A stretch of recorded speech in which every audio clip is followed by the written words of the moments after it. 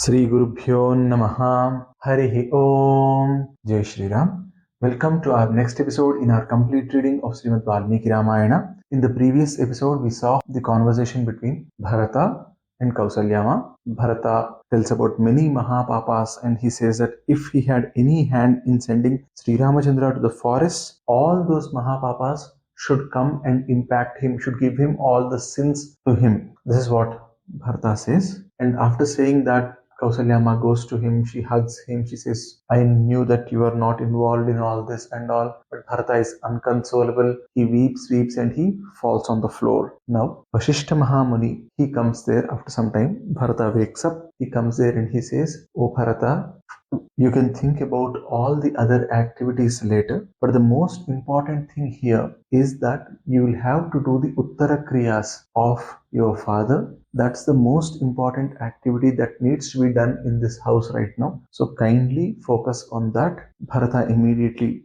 goes there. They remove the body of Dasaratha Maharaja from the Taila Droni. He catches hold of him and he again weeps. He says, you sent the elder brother away. You did not wait till I came back. Oh Maharaja, what has happened to you? Why am I seeing you like this? He again tells a lot of things. He weeps. Vasishtha Mahamuni and the others, they all console him. They convince him that it's more important for him to take the body and do the Urdhvadaiha Kriyas. So immediately the arrangements for that would be made. They decorate Dasaratha Maharaja's Parthiva Deha with nice clothes, some jewels and all were also put, and then the body is taken to the Smashana. There Bharata gives the Mukhagni and then they return back, and all the queens, what all they are supposed to do, they also do.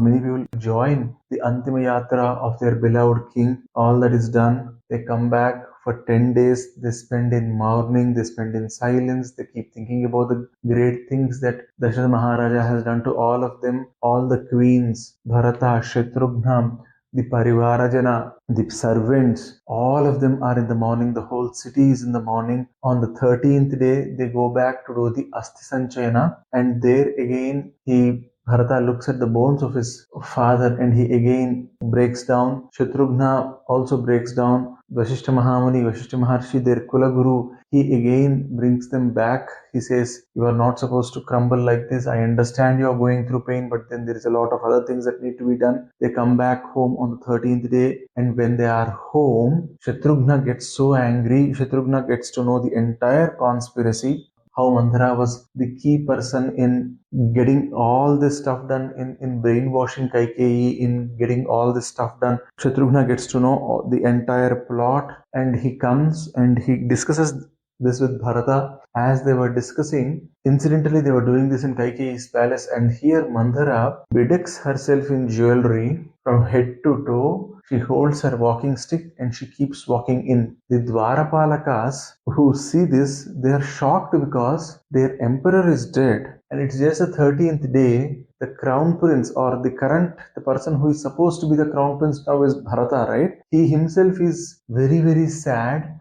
And at this particular point of time, someone in the palace looks very extremely happy. So these Dwarapalakas, they immediately catch hold of her and they inform Shatrughna that this is the lady, this is Mandhara about whom you were discussing. So Shatrughna quickly goes there. He catches hold of her. She drags her on the ground, and she drags her on the ground till the place where Bharata is seated. Bharata looks at her and Shatrughna says, she is the lady who brainwashed Kaikeyi Ma. She is the lady who deserves punishment. Oh Bharata, oh elder brother of mine, don't spare this lady. You give your anugya. I am going to kill this lady. Bharata immediately says, Oh Shatrughna, if you ever want to see Sri Ramachandra's face again, leave this lady. What do you think? Why do you think I spared the life of my mother Kaikeyi? If I would have done any harm to her, Sri Ramachandra would not see my face. And the Dharmashastra says, in any species, whenever you are fighting with any species, any living creature, you are not supposed to kill the female.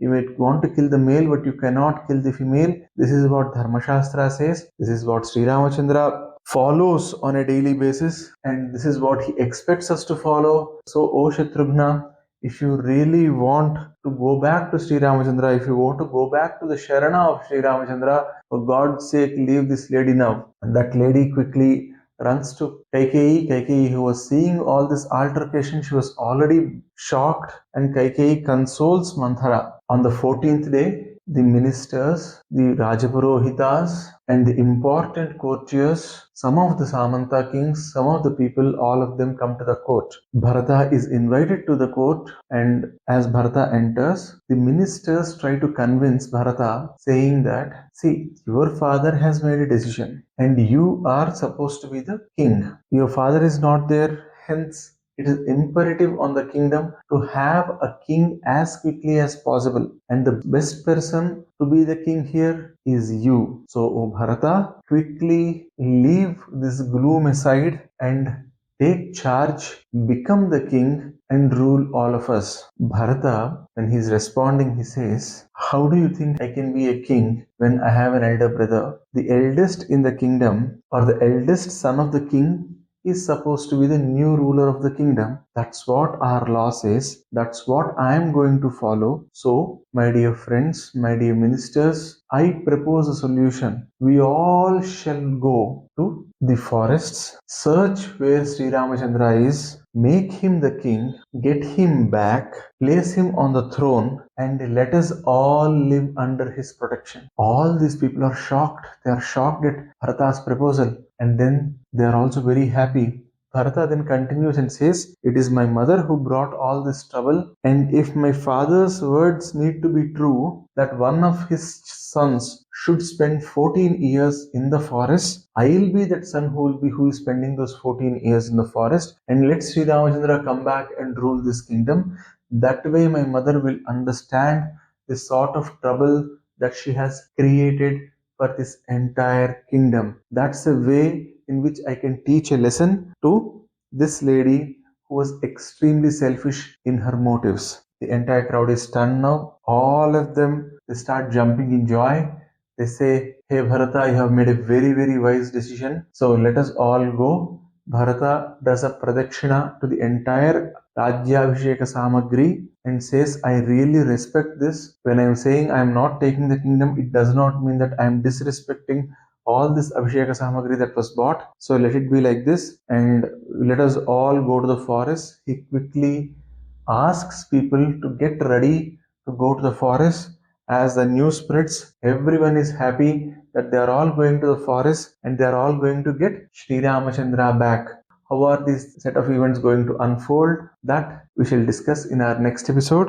Sarve bhavantu sukhinah, sarve santu niramayaah, sarve bhadrani pasyantu, ma kaschid dukkha bhag bhavet. Om sarvam sadguru Sri Sai Sundar Maharaj Swami Charanarvindar Pramastu. Swasti. Jai Shri Ram.